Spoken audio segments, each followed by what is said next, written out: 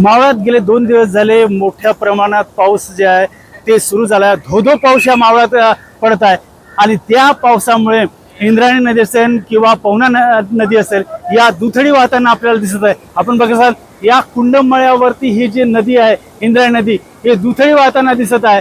इथे लोखंडी पूल आहे, साकव पूल आहे, त्या साकव पुलावरून कुठेही न घाबरता लोक आताही त्याच्यावरून प्रवास करण्यासाठी प्रवास करत आहेत।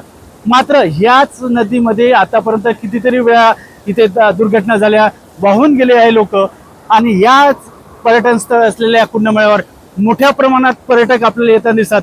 फक्त सेल्फी काढायची आणि आपला आनंद व्यक्त करायचा असा इथल्या लोकांचा मानस आहे। मात्र हे होत असताना आपला जीव किती महत्त्वाचा आहे हे लोक विसरलेले आहे।